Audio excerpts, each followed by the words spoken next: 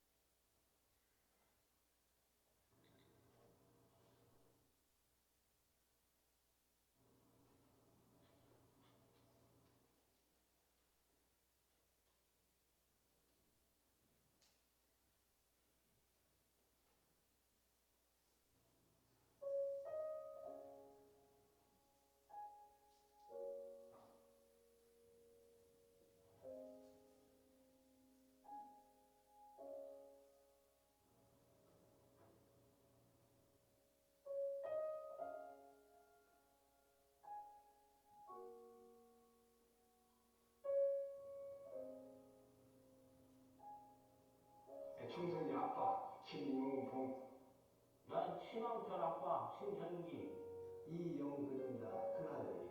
서영우 아버지 되는 사람입니다. 조유섭 아빠. 진영이 아빠, 성함은 김성도. 생각나지요. 그 아들 딸 만나다가 아들 가졌는데 요번에도 딸이 못해갖고 했는데 우리 엄마 아빠 돌아갈 때 김영사 저번에 나왔고 부모로서 이렇게 무언가를 충분하게 해줘야 되는데 그런 것도 못 해주고 그래서 참 마음이 아픕니다. 아들이라는 것은 너무 좋아 바꿀 수도 없는 것이고 크게 뭐 도와주지도 못했고 했는데 그들이 알아서 잘 커가지고 계속 부족한 게 부모 마음 아닐까요? 죽는 순간까지 제가 그런 마음으로 살고 있어요. 계속 부족한 거예요. 너무 어마어마하고 있다는데 그래서 미안해.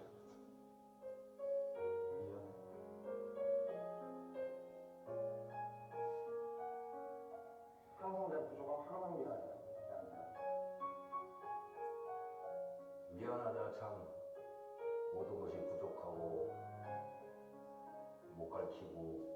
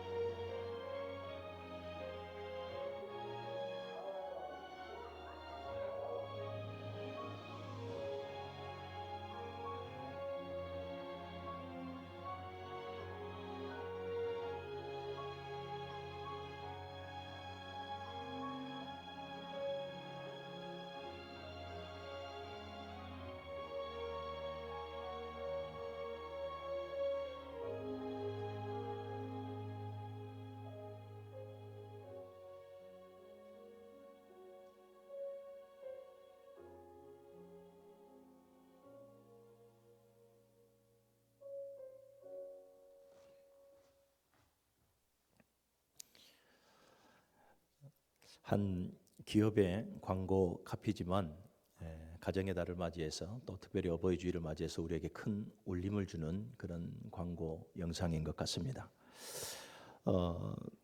우리는 부모님들을 너무 잊고 살 때가 너무나 많은 것 같습니다. 부모님들에게 받은 사랑과 부모님들의 그 헌신을 마치 당연하다 우리는 이렇게 생각하며 받을 줄만 아는 그러한 삶을 살아온 것 같습니다.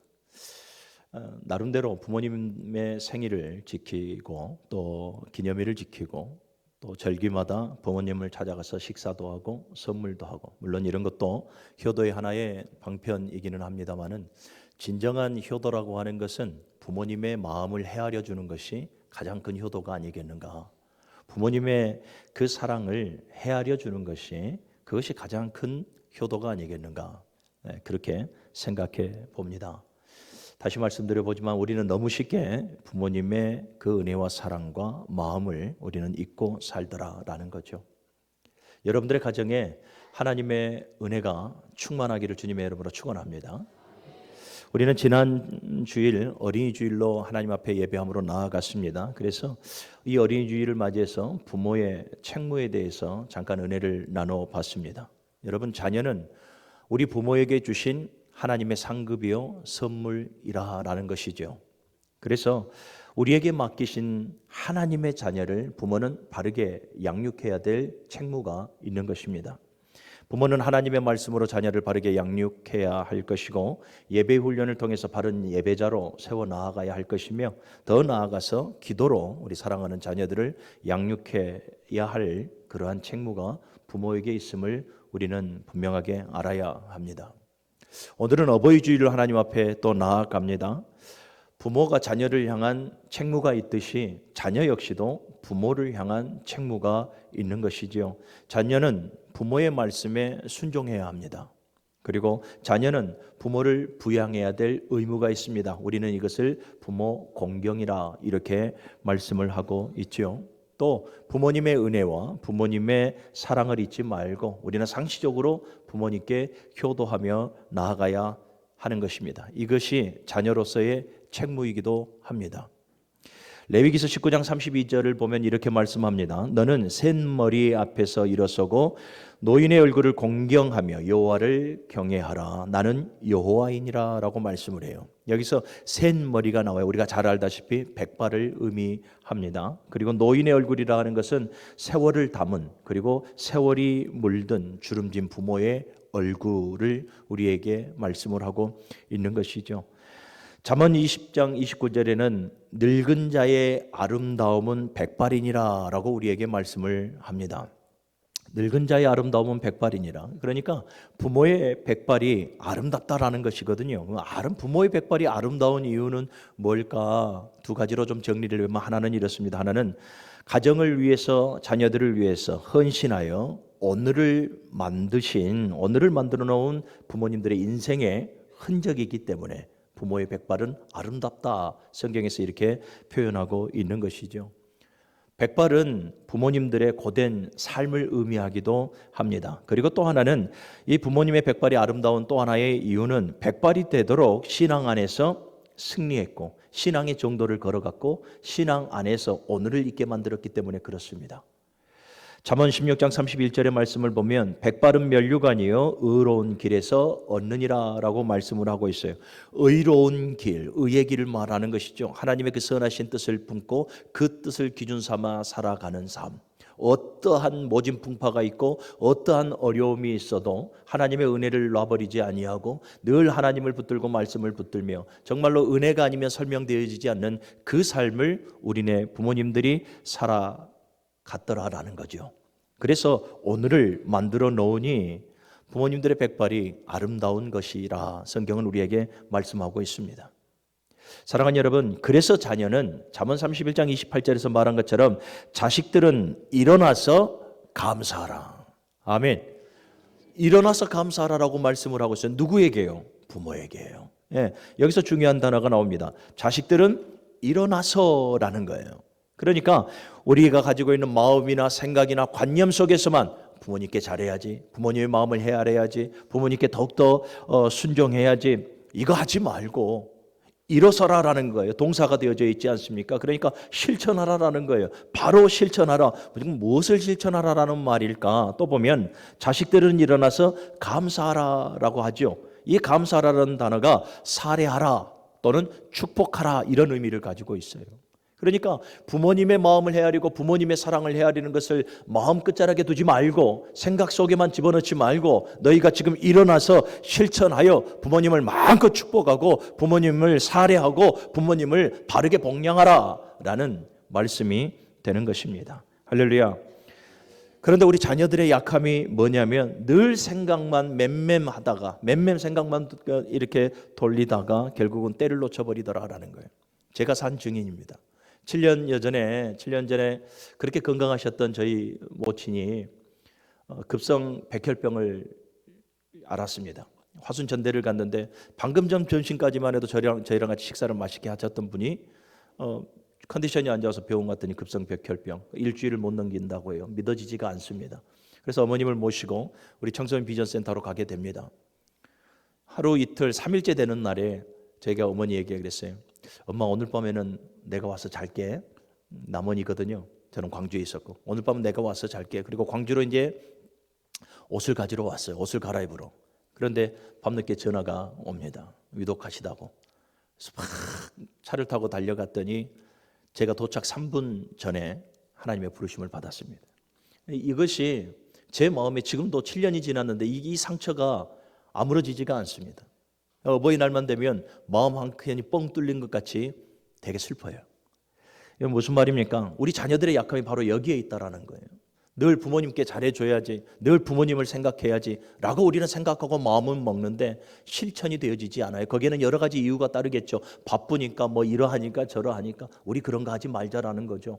내 마음속에 내가 부모님을 알고 내가 부모님을 사랑한다면 우리 실천해서 부모님을 하나님께서 우리에게 주신 그 책무를 다해야 하는 것, 이것이 옳습니다.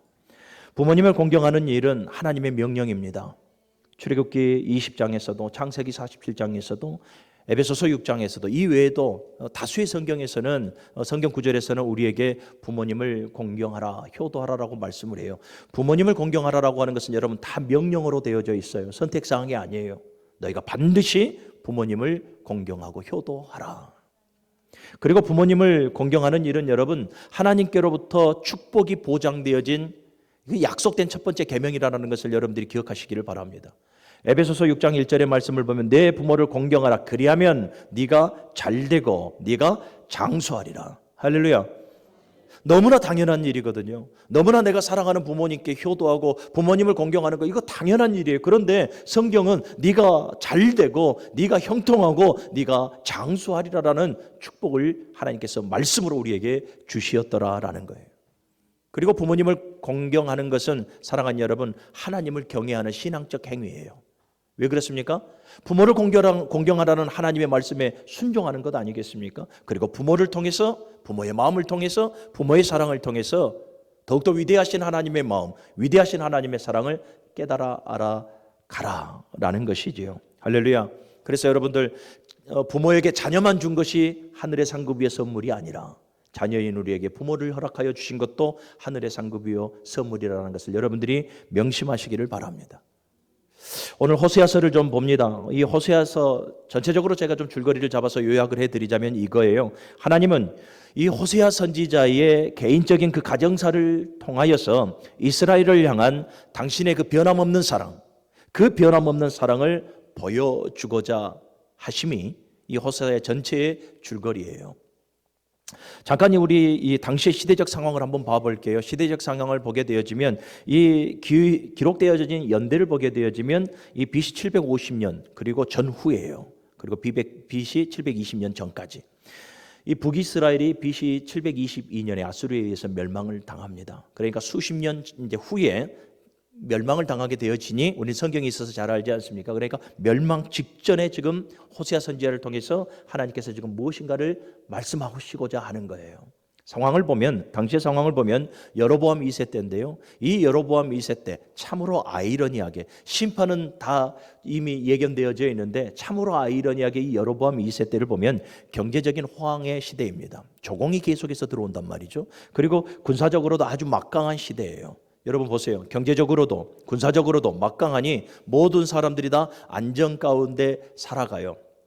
하나님의 복이죠. 일반적 은총이 풍성하게 주어지는 것이죠. 그런데 언제나 그렇듯이 물질이 부유하게 되어지면 사람이 어떻게 되어집니까? 소위 풀어집니다. 하나님을 그렇게 굳건하게 붙들고 은혜가 아니면 살아갈 수 없습니다. 늘 고백하며 은혜 구하며 살아갔던 사람들이 물질이 부하게 되어지면 점점 하나님과의 관계를 멀리하고 점점 타락의 길로 가는 것을 우리는 성경을 통해서 또 우리의 삶을 통해서 심심찮게 보게 되는 것이지요. 이스라엘도 마찬가지입니다. 경제적인 호황, 군사적인 그 막강함 속에 어떻게 되어집니까? 점점 이들이 또 하나님을 떠나 살아갑니다. 우상을 섬기고 불순종하며 하나님을 찾지도 않습니다. 하나님을 알려 하지도 않습니다. 겉모습으로 보여지는 모습으로는 아무런 문제가 없습니다. 겉모습으로 보십시오. 보여지는 모습으로는 여전히 이들이 살찐 수송아지를 가지고 오고 살찐 양을 가지고 오고 하나님 앞에 제사합니다. 겉모습으로는 이들이 하나님 앞에 나와서 절기를 지켜 나아갑니다. 겉모습으로는 이들이 하나님의 말씀을 듣고 하나님 앞에 기도하며 나아갑니다. 보여지는 데에는 아무런 문제가 없습니다. 그런데 문제는 보이지 않는 부분에가 있습니다.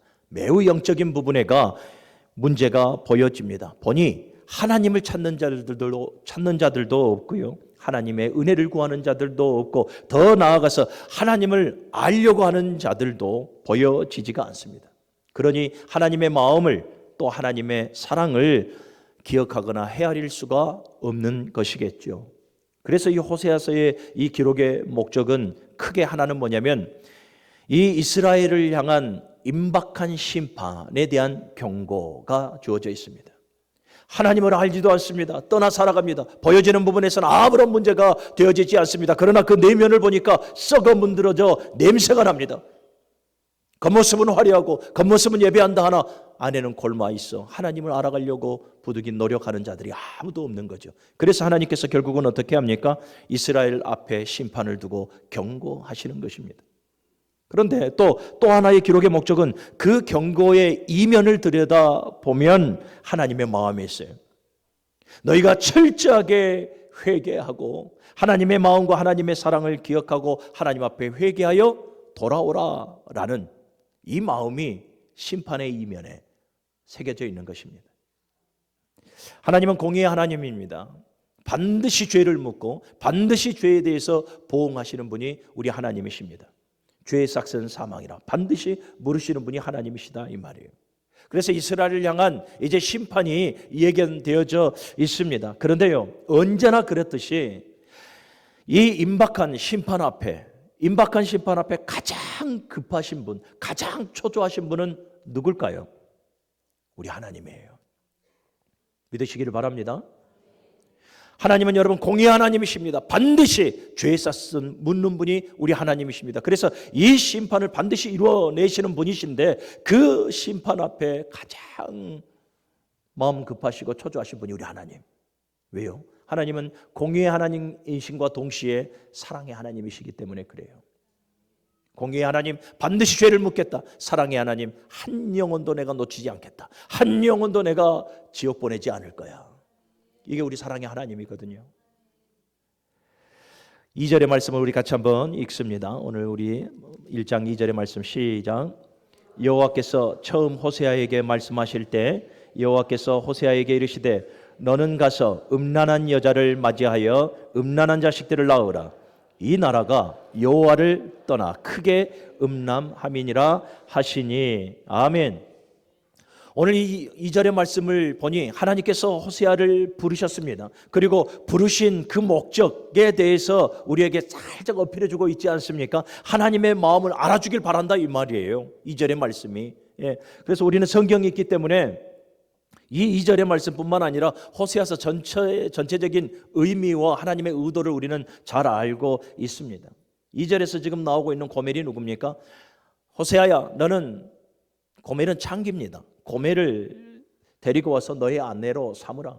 고멜이 상징하는 바는 누구냐면 하나님을 수없이 배신하고 하나님을 떠나 살아가고 오늘도 하나님의 마음을 헤아리지 아니하며 오늘도 하나님의 사랑 가운데 거하지 아니하고 또 다른 누군가를 쫓아 또 다른 누군가를 사랑하며 하나님을 떠나버리며 살아가는 이스라엘 백성들을 상징하고 있는 거죠. 호세아는 하나님을 예표하고 있고 호세아가 고멜을 사랑하는 그 사랑은 이스라엘을 사랑하시는 하나님의 사랑을 우리에게 표현해 주고 있는 거죠. 고멜, 창기와 같은 자, 자격 없습니다. 사랑을 받을 자격 없는 자, 사랑을 받을 자격 없는 이스라엘 백성들을 하나님께서 고멜을 아내로 삼아 주셨던 것처럼 이스라엘 백성들을 긍휼히 여겨서 이스라엘 백성들을 하나님의 백성으로 삼아 주셨고, 끊임없이 그들을 긍휼히 여기시고 끊임없이 그들을 사랑하시는 하나님의 사랑. 호세아야, 고멜을 아내로 맞이하라. 그가 집을 나가게 되어지면 너는 그를 가서 또 데리고 오고, 그를 가서 데리고 오고, 계속해서 반복적으로 집을 나가서 데리고 오면 이제는 아예 값을 주고 사와 사랑한다 고백하라 라고 말까지 합니다. 사랑하는 여러분, 우리는 이 호세아에게 명하신 이 명령 속에 하나님의 마음과 그 사랑을 우리는 깊이 깨달아야 하는 거예요. 포기하지 않으시는 하나님의 사랑. 오늘 사랑하는 여러분, 저와 여러분들을 포기하지 않으시는 그 하나님의 사랑이 있기 때문에 여기서 예배하는 거예요.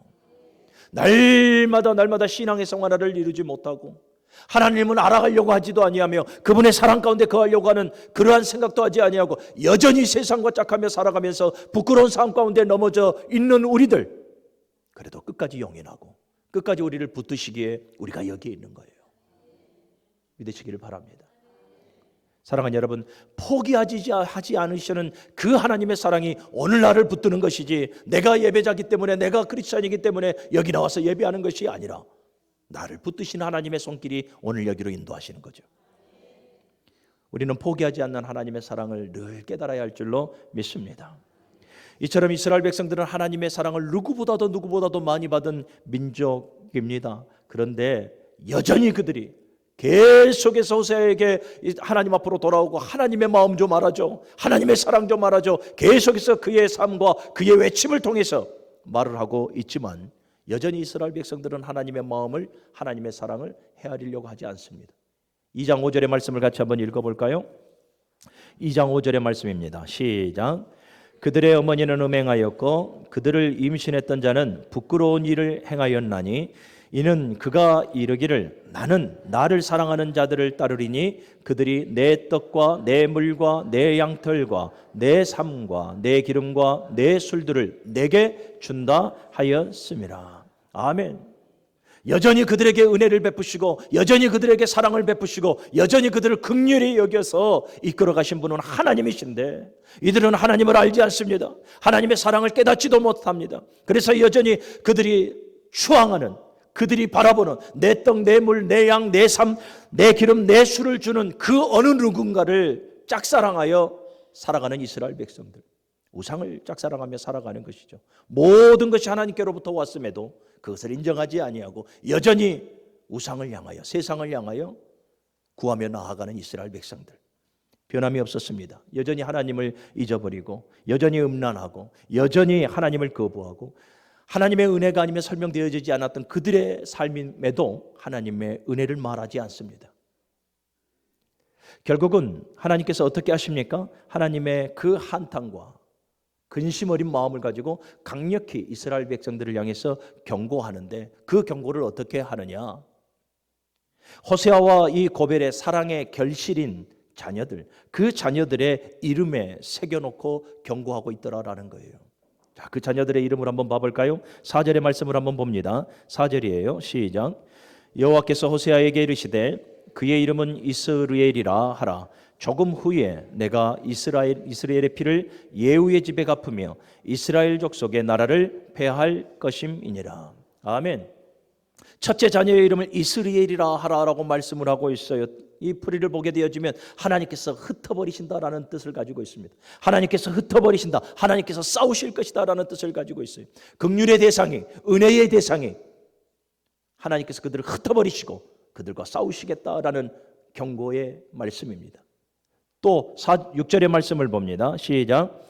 고멜이 또 임신하여 딸을 낳음에 여호와께서 호세아에게 이르시되 그의 이름을 로르하마라 하라. 내가 다시는 이스라엘 족속을 긍휼히 여겨서 용서하지 않을 것임이니라. 아멘. 둘째 딸을 낳습니다. 그런데 그 딸의 이름이 로르하마라라는 거예요. 로르하마라. 예. 여기서 앞에 로는 부정사입니다. 부정사. 무엇이 아니다라는 거예요. 그러면 이 로가 사실은 들어가지 않는다면 원래 이름이 뭐겠습니까? 루하마가 되어지는 거예요. 이 루하마의 뜻이 뭐냐면 긍휼히 여김을 받다라는 거거든요. 긍휼히 여김을 받다. 그런데 앞에 로라는 부정사가 있습니다. 그 부정사가 있으니 로루하마라 내가 너희를 다시는 긍휼히 여기지 않겠다라는 거예요. 8절에서 9절의 말씀을 또 읽어봅니다. 시작. 고멜이 로루하마를 젖댄 후에 또 임신하여 아들을 낳음에 여호와께서 이르시되 그의 이름을 로암미라 하라. 너희는 내 백성이 아니요 나는 너희의 하나님이 되지 아니할 것임이니라. 아멘. 이 셋째의 이름에도 보니까 앞에 로가 또 부정사가 붙어 있어요. 이 암미는 내 백성 이 말이거든요. 내 백성 내 자녀 이 말이에요. 그런데 앞에 부정사가 붙어 있으니 로암미라. 내 백성이 더 이상 아니다라는 거예요. 여러분, 내 백성이 더 이상 아니라는 말이 얼마나 무서운 말인 줄 압니까? 이거 언약적 파기예요. 파기를 행동하는 거예요. 왜냐하면 여러분, 언약이라고 하는 것이 뭡니까? 나는 너희의 하나님이 되고 너희는 내 백성이 될 것이다. 이게 하나님과 우리 사이의 언약이에요. 그래서 우리는 하나님의 암미예요. 암미, 백성이에요. 하나님의 자녀. 그런데 앞에 로가 붙어 있으면 내 백성이 더 이상 내 백성이 아니며 나는 너희 하나님이 되어지지 않을 것이다. 이거 여러분 언약의 파기 선언을 하시는 거예요. 매우 매우 두렵고 아주 무서운 말씀이더라라는 것이죠. 너희와의 언약을 내가 파기할 것이며 너희에게 내가 벌을 주리라. 엄청난 하나님의 그 분노와 한탄을 담은 그런 표출되어진 말씀드린 것이죠. 이제 다 끝나버린 것 같습니다. 사랑하는 자녀들의 이름에 하나님께서 이렇게 내가 너희들을 심판해버릴 거야 라고 하나님께서 당신의 분노를 표출하시니 언뜻 보기에는 다 끝나버린 것 같습니다. 그런데 사랑하는 여러분, 아까도 말씀드렸지만 하나님은 공의의 하나님이신과 동시에 하나님은 사랑의 하나님이십니다. 하나님은요, 성경을 보면 언제나 오늘 이 호세아서 시대뿐만 아니라 이스라엘 백성들에게 언제나 하나님께서 엄포를 많이 놓지 않습니까? 제발 너희들 말씀 중심의 삶을 살아가라. 제발 너희들 하나님 중심의 삶을 살아가라. 제발 너희들 성전 중심의 삶을 살아가라. 그런데 그리 살아가지 못하고 여전히 우상과 짝하며 살아가고 여전히 음란하고 여전히 교만하고 여전히 불순종한 이스라엘 향해서 하나님께서 매 순간순간마다 오늘과 같은 경고를 주시더라라는 것이죠. 그런데 그 경고를 주시고 나서 늘 하나님의 마음을 들켜버립니다. 공의의 하나님을 다 하나님께서 선포하셔놓고 바로 사랑의 하나님의 마음을 들켜버리더라라는 것이죠. 1장 10절의 말씀 같이 읽어볼까요? 10절의 말씀이에요. 시작. 그러나 이스라엘 자손의 수가 바닷가에 모래같이 되어서 헤아릴 수도 없고 셀 수도 없을 것이며 전에 그들에게 이르기를 너희는 내 백성이 아니라 한 그곳에서 그들에게 이르기를 너희는 살아계신 하나님의 아들들이라 할 것이라. 아멘. 방금 전까지만 해도 너희를 흩어버릴 거야. 너희는 더 이상 긍휼히 여기지 않을 거야. 너희는 내 백성이 되어지지 않을 거야. 하나님께서 엄포를 하셨는데 바로 접속사가 보이지 않습니까? 그러나 사랑하는 여러분, 이게 하나님의 마음인 거죠. 그러나 할렐루야. 그러나 2장 14절의 말씀을 또 읽어봅니다. 2장 14절 시작. 그러므로 보라 내가 그를 타일러 거친 들로 데리고 가서 말로 위로하고. 아멘. 하나님의 마음이 읽혀지십니까? 공의의 하나님, 그런데 바로 사랑의 하나님의 당신의 마음을 또 이렇게 표현하지 않습니까? 내가 너희를 타이르고, 계속해서 타이르는 다 진행형으로 되어져 있어요. 끊임없이 너희가 나에게 돌아올 때까지 내가 너희를 타이를 것이고 또 너희들을 말로 위로할 것이다. 할렐루야. 이분이 우리 하나님이시라니까요. 할렐루야. 2장 19절과 20절에 읽어보면 더욱더 하나님의 말씀이 간절하게 우리에게 보여지죠. 2장 19절 20절 시작. 내가 내게 장가들어 영원히 살되 공의와 정의와 은총과 긍휼히 여김으로 내게 장가들며 진실함으로 내가 장가들리니 내가 여호와를 알리라. 아멘. 이스라엘 백성들아, 내가 너희에게 이러한 경고를 선포하였는데 내 마음은 그렇지 않다. 내가 언약을 파기하지 아니하고 너희들 이 부정사 로를 내가 빼줄게 이 말이에요. 로를 빼줘서 이제는 정말로 내가 너희를 위하여 싸울 것이고 내가 끊임없이 너희를 긍휼히 여길 것이며 너희는 내 백성, 나는 너희의 하나님으로서 너희를 책임지며 내가 살아갈게. 내가 끊임없이 할렐루야. 이분이 우리 하나님이시라는 것을 여러분들이 믿으시기를 바랍니다. 그러면서 이스라엘 백성들에게 간절히 요구하시는 것이 있어요.